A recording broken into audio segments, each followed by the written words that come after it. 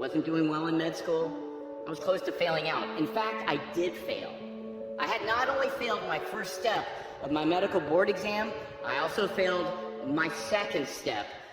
It was the first time I really failed in my life when it counted, twice.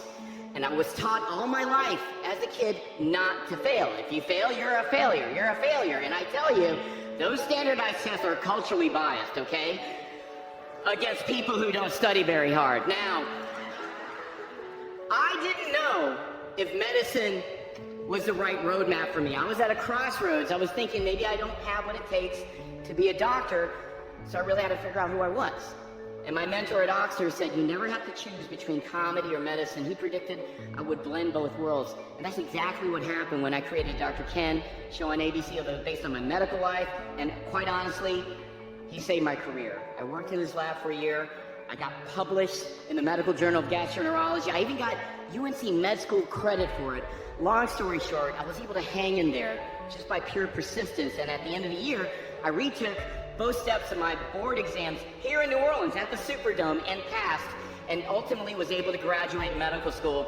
I got a second chance in life, got myself back on track, and at the same time, I was learning and immersing myself in the art of stand-up, improv, and comedy. And because of that, I got to perform in Hollywood. 2 years later, I moved to LA fully qualified, thick-skinned, and ready to pursue my comedy dreams as well. I was able to persist and become both a doctor and a comedian. I always had the potential to do both.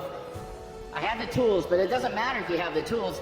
If you don't know what to do with them, it's useless. So to the class of 2022, find out who you are first, just like I did in New Orleans. And some probably thinking, you ultimately became a comedian anyway, so why does it matter that you even became a doctor? It matters everything. Because in life, if you quit one thing, what's to say I wouldn't quit my next thing?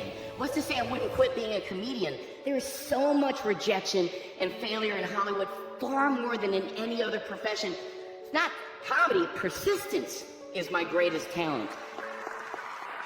In fact, I am practicing what I'm preaching right now. My life is this speech. I couldn't attend last night's honorary degree recipients dinner because I'm filming a TV series in LA. Sorry, I cannot disclose what it is. After Party on Apple Plus Season 1 currently streaming. But I was determined to get here this morning no matter what. Took a red-eye flight. I am operating on zero sleep because nothing is more important to me than talking to you now. Persist. Never give up. Then pass out on your return flight.